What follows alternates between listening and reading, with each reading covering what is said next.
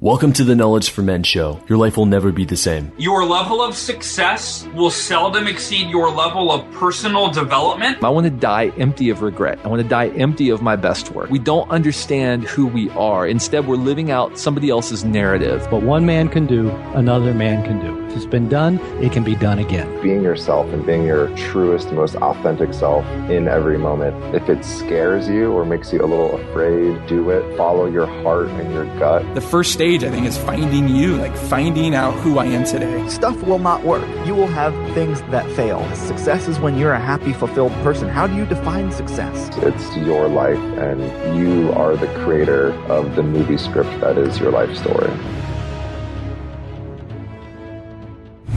So many of you over the last 3 months have been asking me questions through email about not just becoming a stronger grounded man, but also about how I built my online freedom business. You see, I used to be broke, sleeping on my brother's couch with only $15 to my name, to now having a top-ranked men's podcast on iTunes. I'm a 3-time Amazon bestselling author. I sell out events where men come from around the world to attend my powerful trainings, and I'm working with amazing clients one-on-one. I share exactly what I would do if I was going to start over in this free training on becoming an influencer at kfminfluence.com. Again, that's kfminfluence.com. This will get you in the game, save you thousands of dollars and hundreds of hours of trying to figure all of this out on your own. This is the stuff people charge for, but I'm giving it to you for free at kfminfluence.com.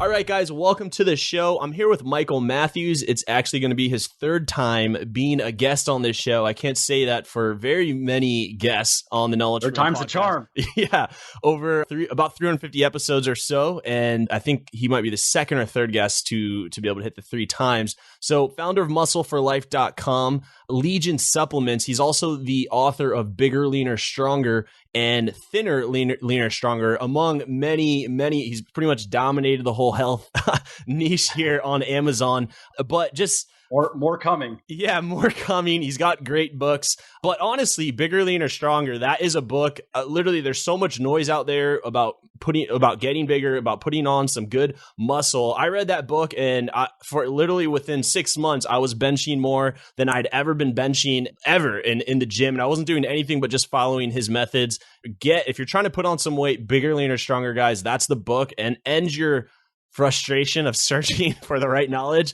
And then Thinner, Leaner, Stronger, which is obviously about women. Yeah. For women. Yeah. It actually came about because I wrote Bigger, Leaner, Stronger first and released it. And then women were emailing me like, hey, should I just do this? And so I was like, okay, I have to create something for women, even though a lot of the basics are still the same. I just need to give them something that they know this is for me. So the basics are still the same, although training's a bit different because women, you don't want to train them in the same way as you want to train men, actually. And a little bit of differences in terms of diet and then some female only stuff, periods and so forth. But that's how that even came about. It was, looking back, actually, I'm glad I did it that way. I think from a marketing perspective, the more specific you can get, the better. So when people can feel like this is specifically for them, like I'm a guy, I'm 20 whatever, 30 whatever, even 40 whatever years old, I want to get bigger, leaner, and stronger, then I should probably buy the book called Bigger, Leaner, and Stronger. Right. You know what I mean? Absolutely. Yeah. And 1 million books sold, or $1 million? Close to 1 million books, like units. Yeah, units. So I don't have my 2016 final numbers yet, just because my CFO has been doing a lot of other things. So but yeah, it's going to be somewhere between 800,000 and 1 million right now. It'll break, if it's not 1 million yet, it'll break 1 million this year for sure. Cause I sold about 300 and something thousand books last year. And this year is going to be bigger than last year. These numbers are insane. I probably sell 500 books a month and people are like, oh, no way, Andrew, that's amazing. So your numbers are absolutely off the charts here. When did you launch these book series here, Bigger, Leaner, and Thinner, Leaner? So BLS came out in 2012. I published it, self-published it. It was kind of just a nights and weekends project. And I actually did it because I heard at the time Amazon's KDP platform was getting a lot of press because there's a dude named John Locke, and he was the first guy to sell 1 million books as a self-published author. And he sold one of his novelties at the time was he just priced them at 99 cents because he didn't care. He was very successful as an entrepreneur, and he was essentially retired from the insurance business. And he just had always wanted to write, so he just did that and has made a whole thing out of it. But he priced it at 99 cents because he wasn't even trying to make money. He was just like, I don't give a shit here. I'm just curious if anyone thinks I can write write books? Like, will anybody read my books? You know what I mean? Honestly, it's an interesting time we live in. So it sounds like within about 5 years, you're going to sell 1 million books, and you're just, you're a successful guy. I get it. But I mean, you're not this this crazy author that's been writing for decades upon decades. You're someone who built a brand for himself. Self-published too. Self-published. Again, that's not like, because I'm so amazing. The only reason I'm actually saying that is just to show that you don't need, I actually am working on a new book that I'm going to be doing a traditional deal for. And there are reasons why I'm going to do that. Yeah. But up until now, it's self-published. And, if you can create content that people really like, if you can write a book that people are going to talk about, and you have a bit of a sense for marketing and business, I would say, and you're starting out, I would say go self-published, because if you can do that and prove success as a self-published author, and if you want to go to do a traditional deal, whether it be to get a big advance or to tap into to open some doors that otherwise are very hard to open, it's much easier to get a deal. When you can go to an agent and say, even if you've just sold 50,000 books as a self-published author, you will get represented and you will get a book deal. People will want you. They're going to be like, you're something special. Wow. And that is it just shows a lot about how hard you work. So you've sold 1 million books. You've got, since we last spoke just via email a couple of weeks ago, you said you're running 2 7-figure companies and 1 8-figure company. Yeah. So, the reason why I actually even I'm not one to really, up until now, I haven't really talked about numbers. And the reason why I even bring it up is because I would like to start doing more podcasts like this that aren't just health and fitness. And I feel like, I have to then say, why should anyone listen to me if we're going to be talking about being successful or whatever? And again, that's why. So, so you're very humble about it, obviously, but what I want to get to here is, not going to talk about how to publish books or we're not going to dive into the contents of your books, but really just kind of like the motivation, like the why behind, what is driving you to create these companies and to continue to grow and continue to expand in your business. Like what's driving you? Like even in the morning, like why a lot of guys where you're at would want to be on my show right now. They would want to be on the beach somewhere. They want to be traveling. They want to like really take it easy as if quote unquote they've made it success. But here you are spending time to talk to my audience on a Monday afternoon here. What's going on here? What's driving you? It's a good question. So I would say what's not driving me is money. At this point, honestly, I don't really care. I could double my income right now, and I don't know what it wouldn't change. I'm not bragging. I'm just saying factually, like I could pay off my house like faster, and maybe I could do that. You know what I mean? You probably could do it right now. But I got to build an app that is this. You know what I mean? That's where I'm putting, that's actually what as I've been making more money has been kind of fun for me, is to get into more stuff that I want to do. Like this app is an expensive undertaking. I've put in $250,000 already into it. I have another 500,000 lined up essentially that's what I'm guessing it's going to take to get it to where I want it to be. And then it'll go on from there. Hopefully by then it'll be able to fund itself, which I think is very realistic. Yeah. So that's more what I think is cool that I'm interested, like having now making more money is allowing me to just decide, like, I think I can make a good workout app and I can go put $1 million into that. So I'm going to go do that. And if it doesn't work out, then that sucks, but I'm going to move on with my life. And at this point, I do think it's going to work out and it's going to do well. So it's not money. It's not having things.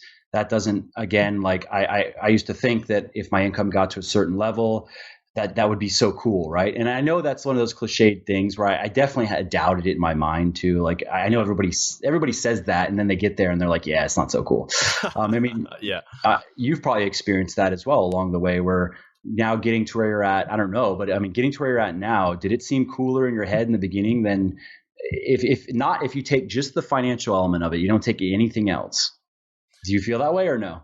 Yeah, honestly, for me, it's similar. Like it hasn't been about the money. Once I hit a certain amount, nothing's really changed. Like once I surpass 6 figures, nothing in my life has changed. I live exactly. I still drive the same car. Like no, I still live in the same place, but now I just have more creative money to continue to add more value to my community.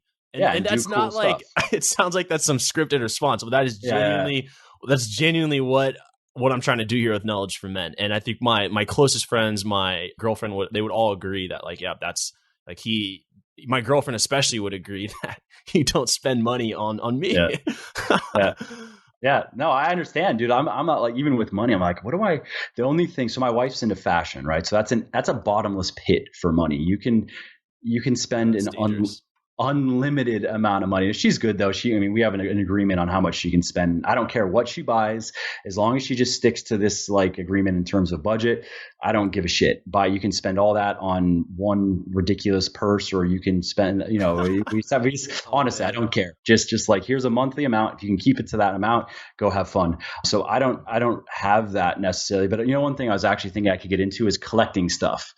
Like collecting stuff that has significance to me. So like I like to read a lot. And so I've always enjoyed history, for example. So there are certain periods of history that I just am particularly fascinated by, certain people in history that I'm fascinated by. So to be able to just buy cool stuff, like for example, so there's this flag, this American flag that came up for auction it was flown legitly on one of the landing crafts on D-Day.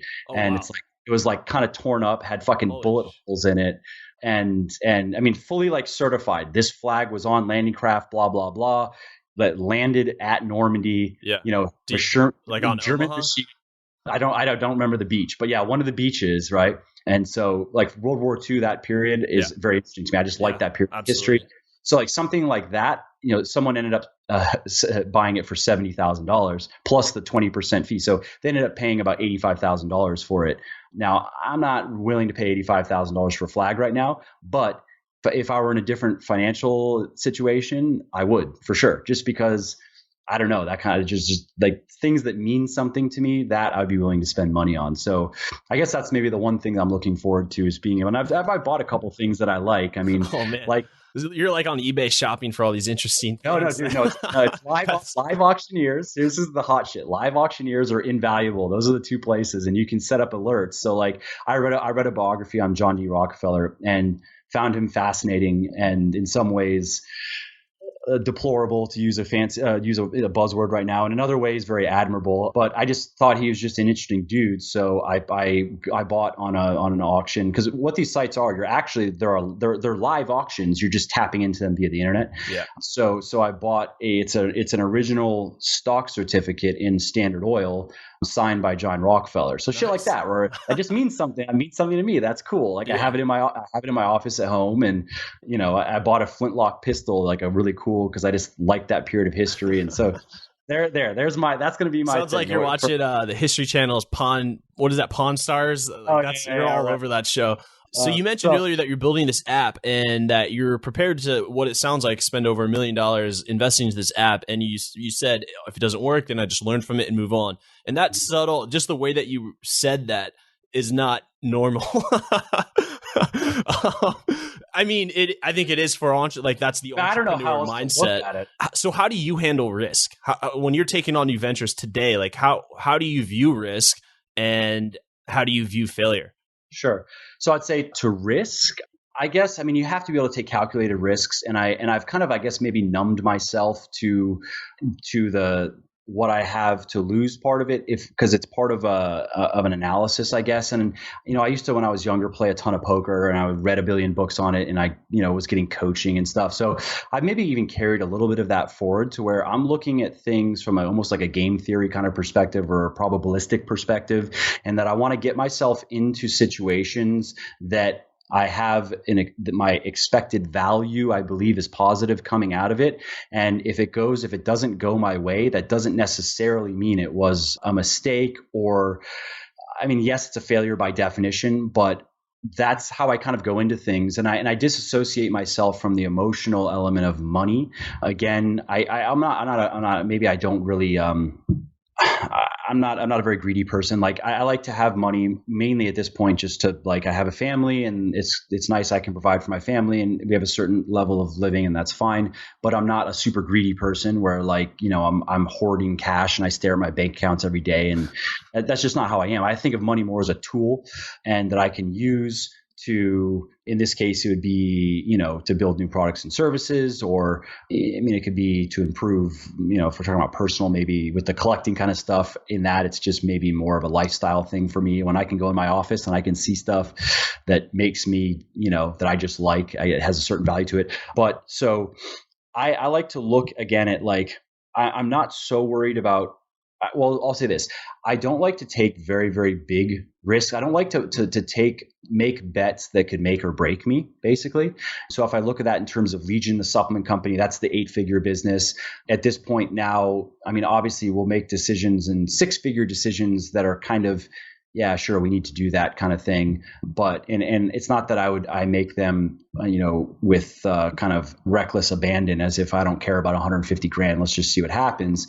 But I have a certain tolerance where I know, like, if this goes bad, and I'm kind of always like, I start off, it was the stoic thing of like, meditate, like kind of like envisioning your death kind of thing. Like, if this all goes wrong, worst case scenario, what does that look like? And am I okay with that? Yeah. And if I, not that I want that, but if that worst case scenario is like, I'm fucked, like if this goes really bad, then, it's all over kind of thing, or I'm going to have to like really scramble, I would avoid that type of risk unless I had to, unless it was really at that point.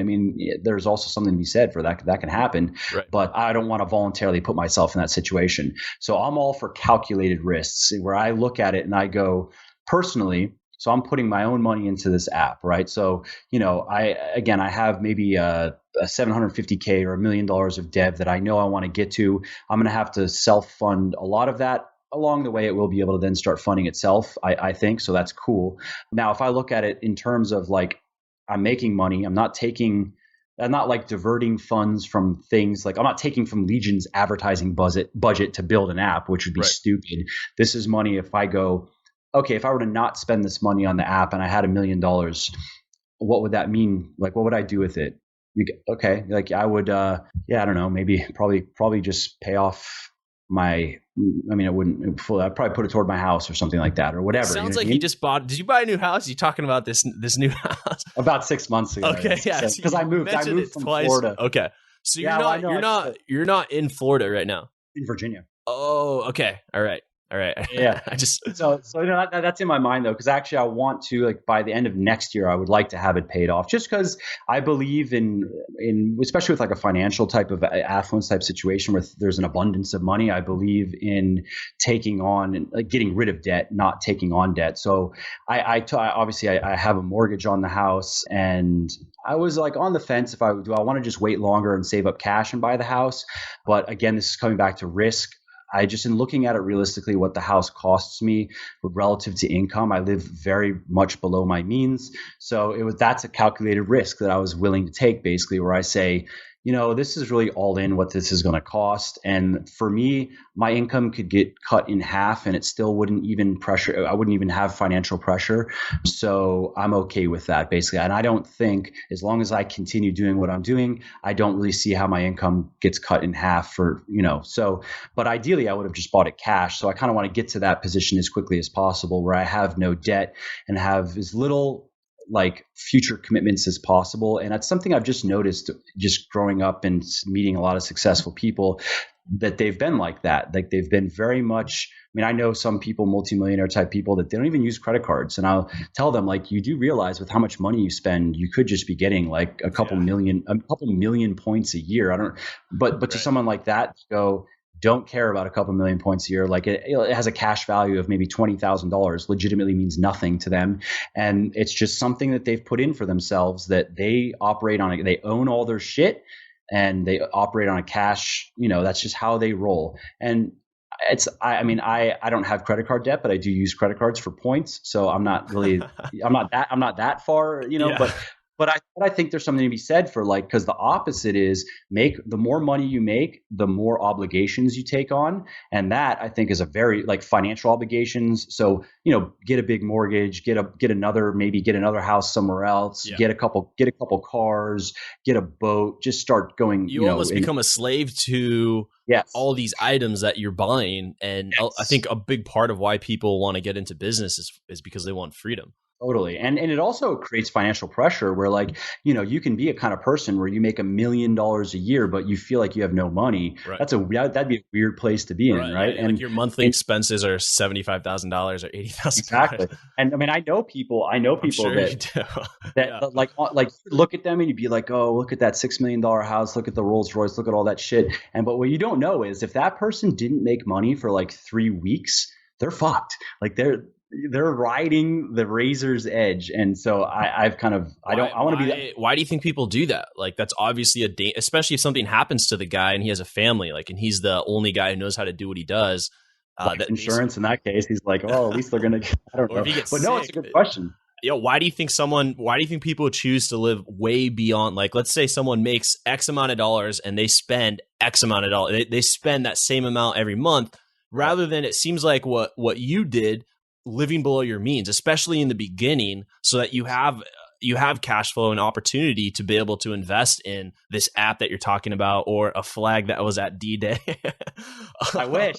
I was so pissed. I was like, oh, I can't justify it to myself right now, but I want it. But back to the question, why do you think people choose to do that? I mean, whether someone's making $5K a month and then spending $5K, or $50K a month and spending $50K, why do people do that?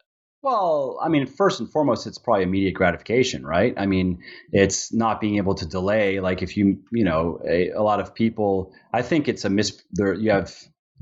lot of people have strange, the priorities for them and what they, well, so I'd say, okay, to walk it back, I'd be one, this is something again that I try to actively suppress in myself, is wanting to be admired by others and wanting to be interesting and wanting people to look at me and tell me how cool I am. Uh-huh. And I had this was an interview with, I want to say it was like Glenn Beck or something like that, the political pundit guy. Yeah. And from what I've read, he seems like a strange person, but I agree with what he was saying in terms of fame. Was like, you can deal just fine with fame if you don't want it. But at the point when you desire fame, like you're going down a dark road now. And the further you embrace that, the worse of a human you become, basically.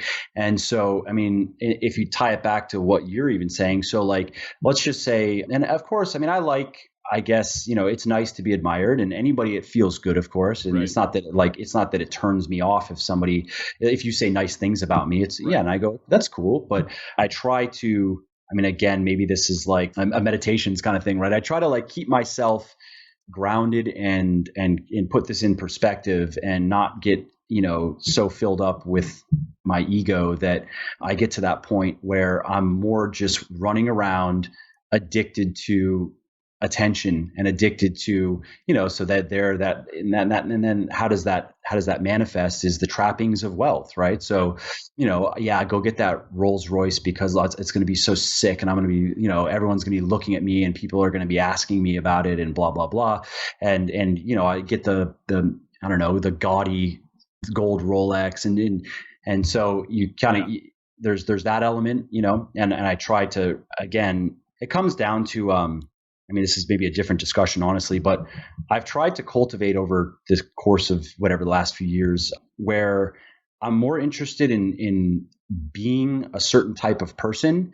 Like that's most important to me in terms of principles and values and virtues, as opposed to what I'm doing or ultimately what are the things that I have or what comes of it.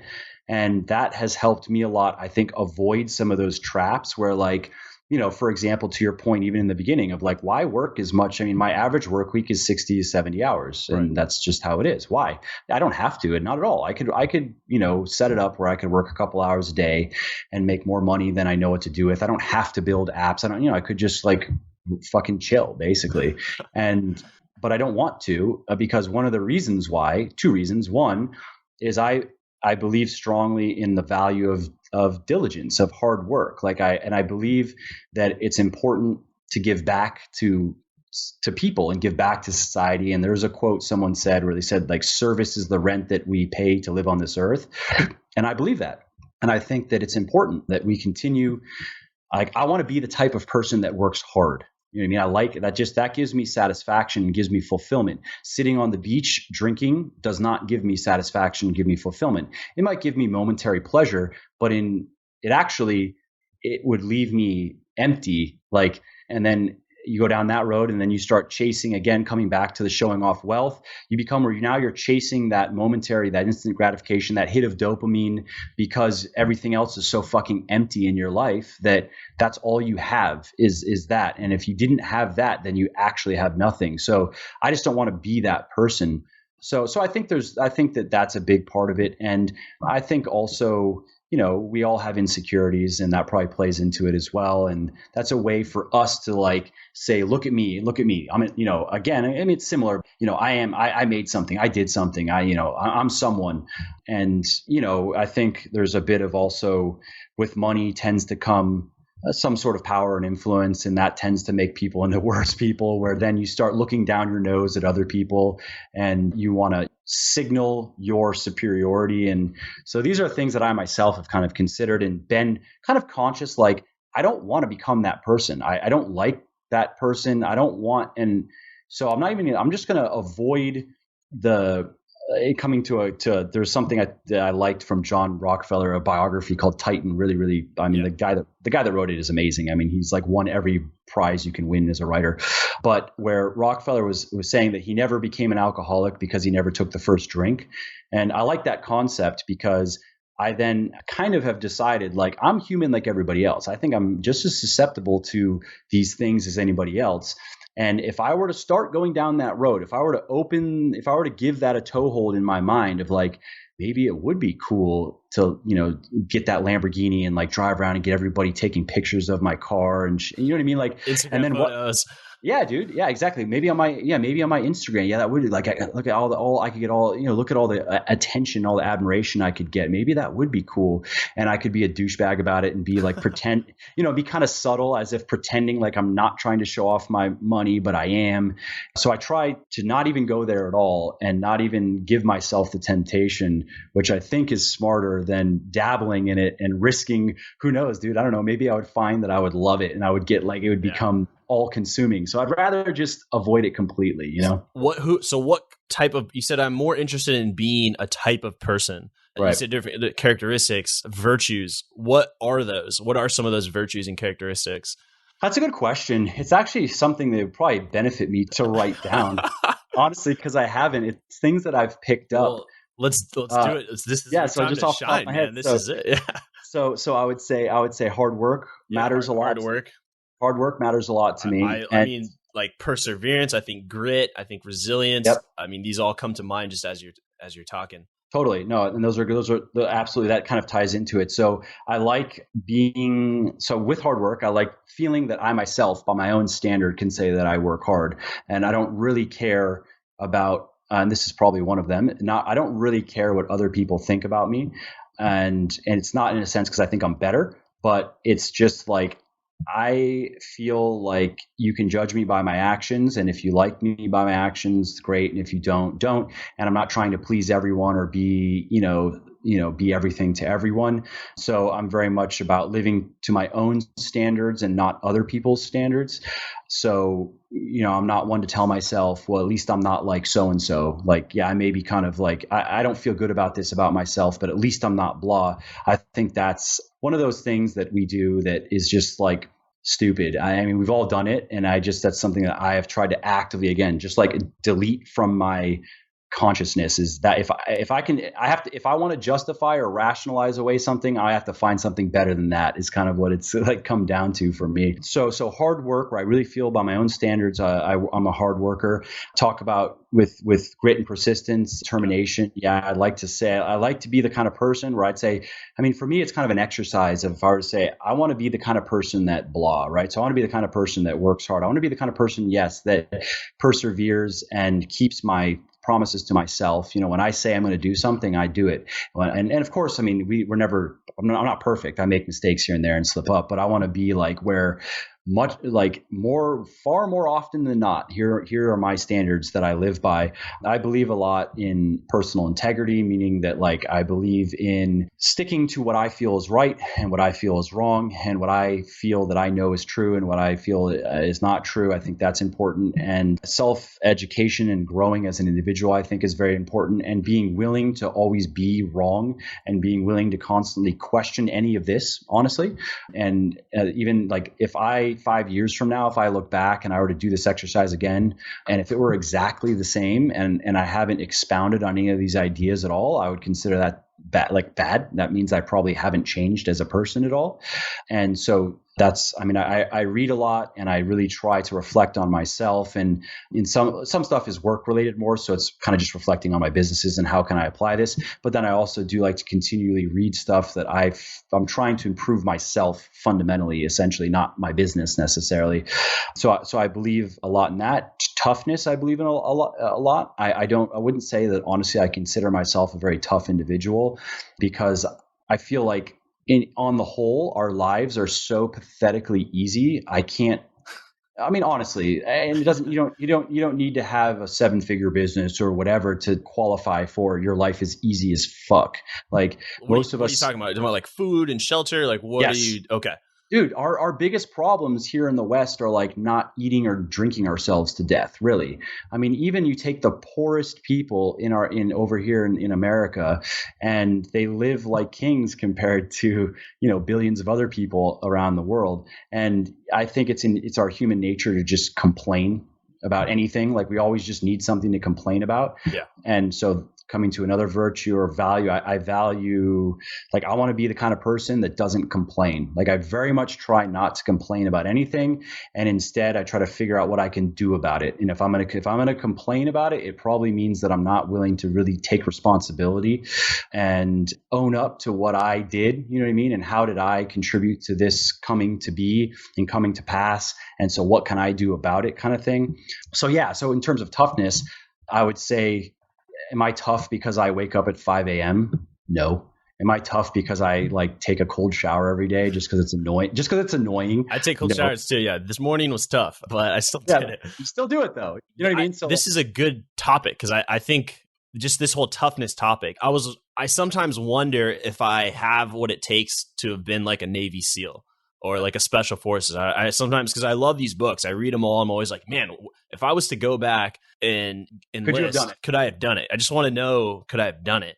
And then, so like when I wake up and I'm like, you can answer that question of like, could you get yourself to the point where you could decide, I'm going to go on or I'm going to die? It's one or the other. Like there's no stopping. The stopping is legitimately my heart fails. If you can do that, you can be a Navy SEAL. Yeah, I could do that.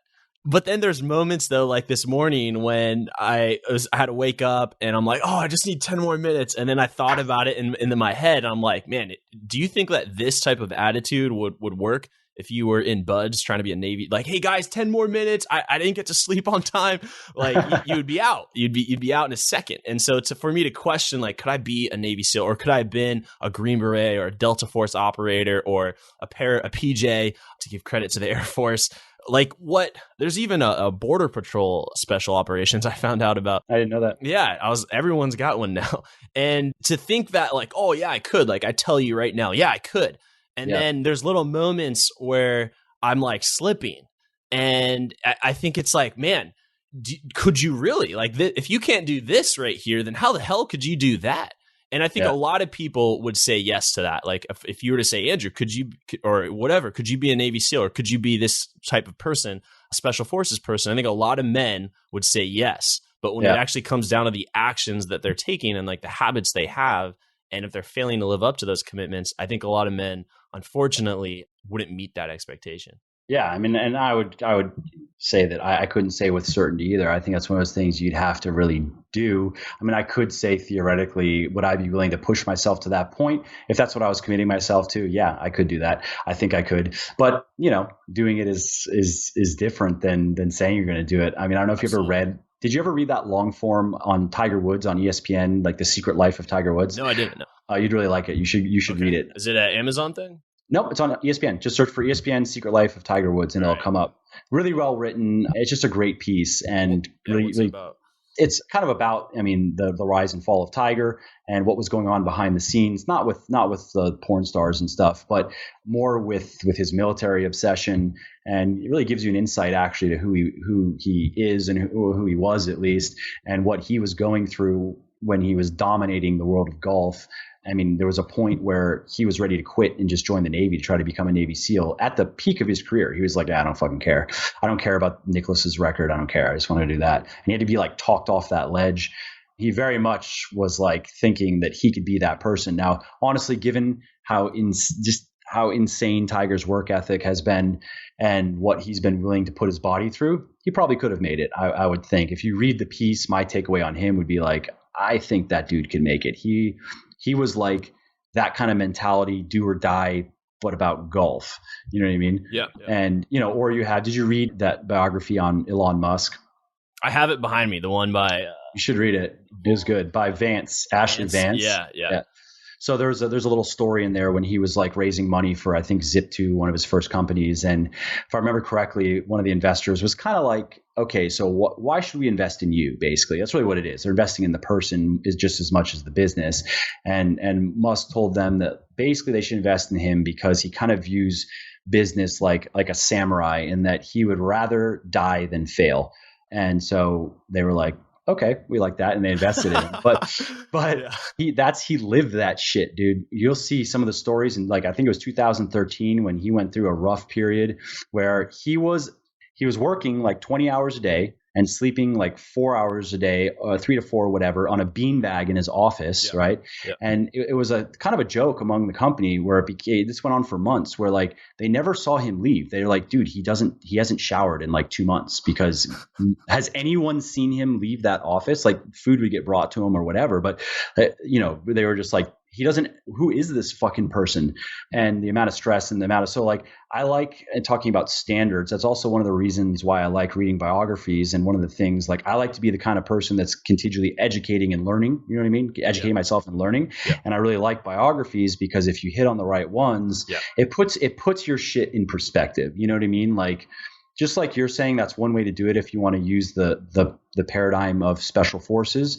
Yeah. And if that really resonates with you, then that's great. But there'll be other ones too, where you would read about, again, it might be that you might get a bit of that from the Elon Musk biography. And that might remind you, like, when you're kind of like, God, do I really want to do 2 hours of email right now? And then if you don't, in my opinion, if you don't have, I mean, there's the obviously understanding how this fits into the bigger scheme of things. Why are you doing what you're doing? You know what I mean?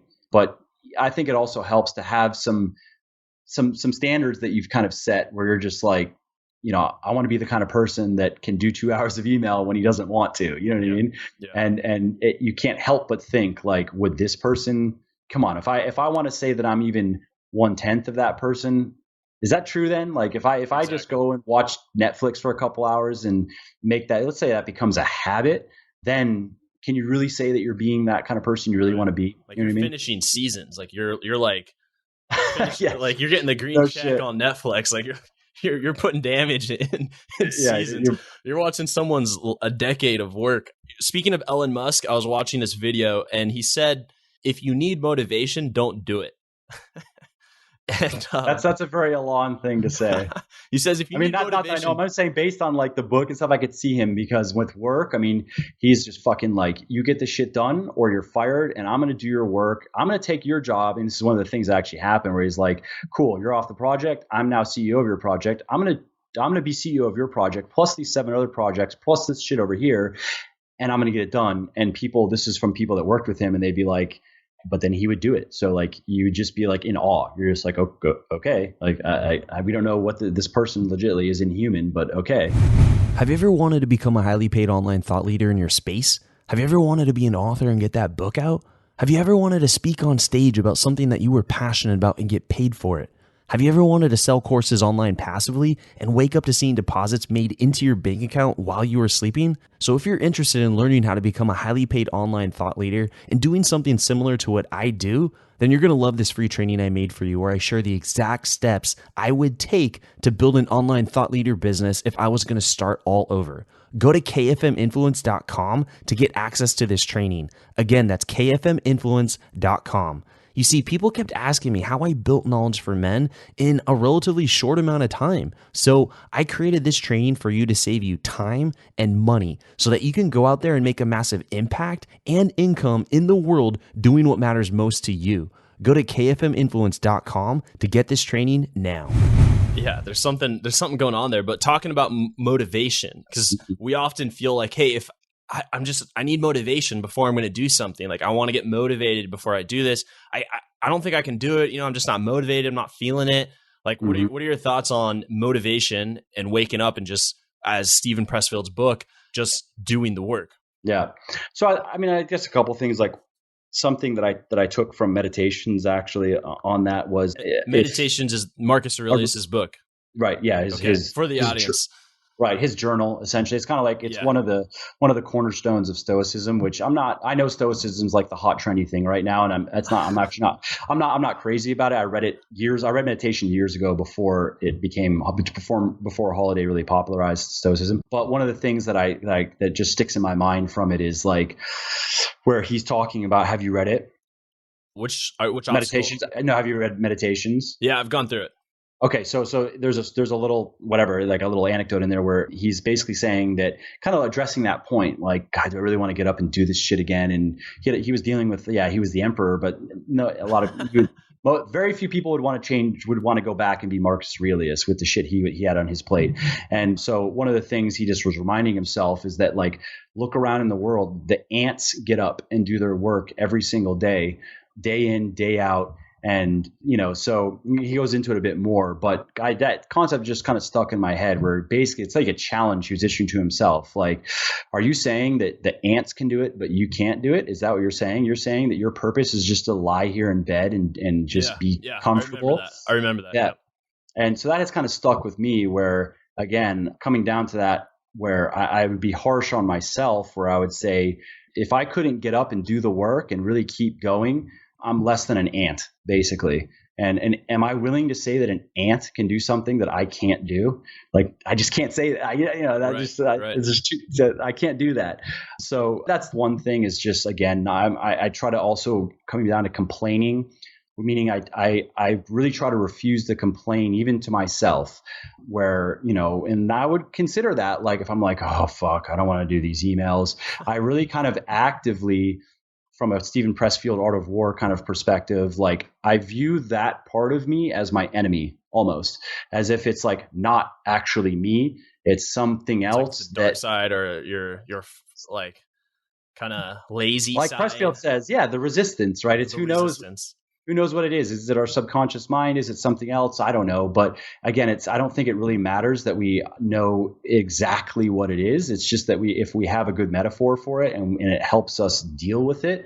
And for me, that has been disassociation, where I look at it like, again, that there's a part of me that wants me to fail, essentially, wants me to be lazy, wants me to make excuses, wants me to essentially do nothing, actually, and nothing for myself, nothing for my family, nothing for my friends, nothing for my society, to just do, be, and have nothing, basically. And so with that, then if I get some of that mental chatter, that's for me, it helps me just kind of be like, again, that's the part of me that is my enemy. And if I give in right now, then I'm letting my enemy win.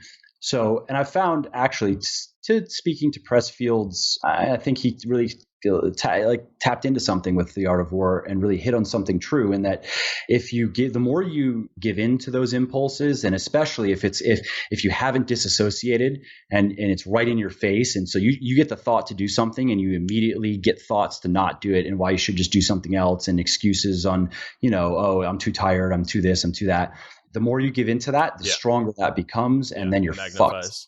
Then you're fucked. And then in the end, you're a completely ineffective person that can't do anything. But if you can just go through the discomfort of the moment, talk about cold showers, if you can just let the water hit you for a moment, where then, in this case, that is like disassociating and going, I'm going to ignore that, and I'm going to, do what I intended on doing. And I know why I'm doing this. I'm doing this because in a very immediate way, it helps build my business. And I want to build my business because, not only does it benefit me, but I would like to, in the end, I would like to have said that I helped millions of people get in shape, like actually millions of people, not just have read my stuff or my books or whatever, but have, transformed their bodies and their lives because of me. I think that's pretty cool. And, I think it's a good purpose. So with that has very, very much helped me. And I think the more you do that, the more that side of you just gives up. It's kind of like, I guess, looking at it that way, you have the opponent there. And if you just keep on shunning him or her or it or whatever, and showing that it has no influence, it just goes into apathy and just gives up. Or other way around, if it keeps on showing you, and if you keep on getting beaten down by it, then you just end up apathetic and you're just like, fuck it, I can't. You know what I mean? Yeah. So I guess that maybe that's a learned habit that has just kind of helped, and especially with then it takes care of a lot of motivation stuff where absolutely there's the purpose side, and then there's the more practical, I think, just fighting back against the noise. Absolutely. For me, what reading has done, obviously I read a ton, but I also take a ton of action.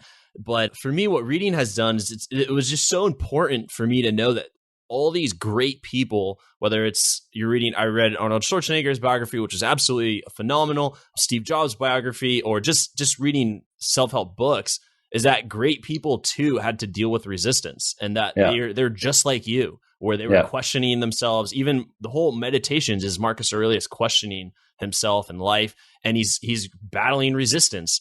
And to know that we're all like, he's not better than you, he's just dealing with resistance and challenge, and to know that was just a part of it. To me, that was so liberating to know. Like, totally, all artists, whatever it is, every musicians, actors, entrepreneurs, we're all battling resistance, and overcoming it is the key to success. I totally agree.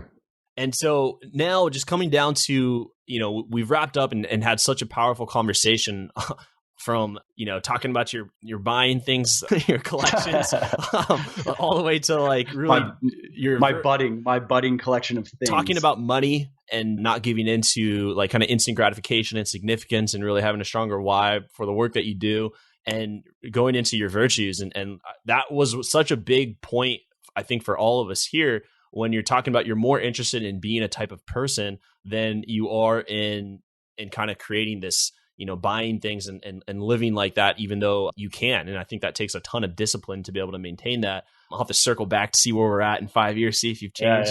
Yeah, we'll see. Hey, you can be my accountability. You can email me anytime. If you ever look at my Instagram, you're like, what the fuck happened to this guy? all it is like I have like nine Hermes bracelets up my arm and shit. You know what I mean? Like one of those people. So let's just kind of last, words of wisdom here for the audience. For, let's say someone is on the brink of taking some risk and they're scared to do it, but they know they need to do it. What kind of conversation would you want to have with them? I mean, I say again, I kind of, this is just the way I've gone about it is I just go right to the worst case scenario right away and just face that really. What does it really look like? What is really the worst thing that can happen? A good little example, actually. I mean, here's a personal, it's kind of whatever, but I'll share it. So I moved from Florida to Virginia, right? So I had grown up in Florida and I was comfortable there. And it's not that I didn't particularly like where I was living. I didn't hate it. It just didn't have much to offer. And also I didn't want to be, it just didn't really make sense to me. Like, do I really want to live and die in the same place and not have ever lived anywhere else? I mean, I've traveled a bit, but that's not the same. And especially if I'm in a place that I don't particularly like, shouldn't I be willing to do the work to find a place that I really enjoy being and it really has a lot to offer and the type of lifestyle that I like and whatever. And I mean, that's part of, I think, maybe one of the benefits of making enough money to afford that for whatever that is. I mean, some people that'd be more money if you want. If for you that's Beverly Hills, then you got to make more money than other places. But so my wife and I went around and we checked out different places in the U.S. and we had kind of a checklist of criteria that we wanted to meet, and like 4 seasons and being outside of a city that we like and stuff like that. And so ultimately we settled on the Northern Virginia area. and thought this could work. This could be. Now I've visited there a few times. I like Washington, DC. It's very pretty here. And then, so that's cool. Like now that's just like we've done some analysis, but then there's actually doing it. So moving wasn't just me. It was getting 10 people that work with me. There's like 5 more that work remotely, so they're fine, but getting 10 people to move with me. And in one case, a dude is married, he has several kids. In other cases, they're younger and it's logistically easier, but it still feels like a big, that's all they've ever known is that, like, we're just going to move to a place that we have no idea if we're really going to like it here. I don't know. And now that I've been here 6 or 7 months, I definitely like it. We'll see 5 years from now. I think that's probably after a couple of years, and I'll have experienced enough to know, is this really, do I want to make this my long-term thing, or do I want to look in the future at something else or whatever? But there's a bit of risk there in that I didn't know how my people were going to, I don't know. Were 4 of them going to come and be like, actually, I hate it here. I'm sorry, I got to go. And I needed to have a house to live in because I have a son and a daughter on the way. And I have a condo in Florida, and that we wanted to move out of that, like, as it's a nice little simple condo, but that's how this kind of came about. Is I was like, I want a house now. It's time to get a house. And we were looking in Florida in that area. Then I was like, why don't we just go somewhere else? Just for the sake of doing it, right? Just to say that I did that and I experienced it. And I think it makes sense because of the reasons that I just gave. But ultimately it came down to doing it. And there was obviously a lot that goes into it. So buying a house, I had to essentially buy a house because the houses that were available for rent, I just wouldn't have enjoyed living in, honestly. Not that I'm I'm not a lavish person, but there's something I was looking for, and it's something I can afford, and that's what I wanted. And a perfect house also popped up where, like, the safe thing would have been to rent in a condo for maybe 6 months or a year and feel it out. But in the end, I was like, you know what? I think this is an awesome house. I really like it. And ultimately, if things didn't work out, then I can figure it out. I'm sure it's a very hot area. People want to live there. I'm sure we could sell the house or whatever. But so when I was kind of first looking at what it's really going to take to get not just me, but 10 more people, get them all and move the whole business and do everything, it would have been much easier just to be like, fuck it, let's just stay in Florida. Let's do this for another X number of years. And then, who knows, maybe I can just go whatever and do whatever. But in looking at it, I was like, okay, so what's the worst case scenario? What's the worst thing that could happen? This is kind of also what I was telling to the guys with me. Like, worst thing is, we come here and collectively we really don't like it. Fortunately, we have all of our businesses are internet businesses. So it's, we don't really lose anything in that regard. And the worst thing is maybe some people want to go back to Florida or go somewhere else or whatever. And so when I really laid it out and I faced it, really, I was like, all right, I can live with that. If that happens, yeah, you know what I mean? I think it's a low probability, but if that happens, I'm willing to experience that. And so, with anything with risk, that's the first thing I look at. And there have been some examples with Legion. I can give some examples. I know we're out of time, so I won't dive into it. Basically, just big financial things commitments where I decided against them because I'm looking at, worst case scenario, even if it's not that much money, it's given where we're at right now and the strategies we're executing on, that money, like money that's coming from our new customer fund, is very precious right now, right? Because we need to drive. We do very good retaining customers. We need to do even better at acquiring customers if we want to hit our growth goals and our revenue goals. So there's some things where even though it's only $100,000 that I was looking to spend, if I look at it and I go, what's the worst case scenario? And in this case, the worst case scenario would have been like, spend $100,000 and make maybe $10,000 return on it, and very few customers. There's also an opportunity cost, which is something, again, there's maybe a whole discussion to be had in that, but there's something that you want to look at. I could do this, but if I do this, then I can't do this, and think more laterally instead of just getting kind of focused in on this is the one thing. So looking at that, going, yes, this is only $100,000, but that $100,000 put over here will produce a 3 or 4x ROI and get us a lot more customers, and that's a high probability. So I'm not willing, you know what I mean? The worst case scenario here, it makes me uneasy. So I'm going to go over and I'm not willing to roll the dice on this thing that I think is very much a coin flip. So, I try to break things down in that way. And I personally, I haven't really done a pro and con analysis. I know some people like that. I could see that being helpful.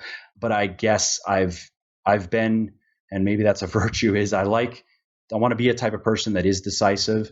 And I very much believe in, like Napoleon said, being slow in deliberation and swift in execution. So know what you're doing, know why you're getting into it, have your purpose and your goal worked out, have your plan, it makes sense, and then just go. And that's how I try to be that way and not get caught up too much in thinking, because there's a point where thinking, like it's valuable, but it's not nearly as valuable, I think, as many people think, in my opinion, where you can have a little bit of thought. Like there have been a lot of examples of things that we've done that have worked really well, that have the totality of thinking that went into it was like one discussion with my business partner, Jeremy, where we're just like, cool, let's break this down. Worst case scenario is this. Okay, this is the potential upside. Probabilistically, what do we think? How does this play out? Yeah, that makes sense. Let's go. And that might be a big commitment, though. And that's the amount of thought that went into it. And we just go, you have that sense where you're like, this is a good idea. We need to do this right now. Yeah. And then just get into action, and don't sit on it and don't stew on it, and then get it more like, then start playing up all these scenarios. And so those are things that have helped me kind of deal with risk and also be willing to fail, right? I mean, you have to be willing. For example, we spent $150,000 last year on a whole Instagram thing that did shit. I don't even know. I have no idea what it made us, but it was not a lot. We spent $60,000 and quite a bit of time from our developers putting together an upsell downsell thing that we had to turn off, and it's basically thrown to the scrap heap. So these are mistakes. Like we could have been smarter and prevented those mistakes, but sometimes you just got to learn. And I don't see that as a reflection on me or that I'm just a bad business person or a bad marketer. I see that more as like, we just have to be better. Right.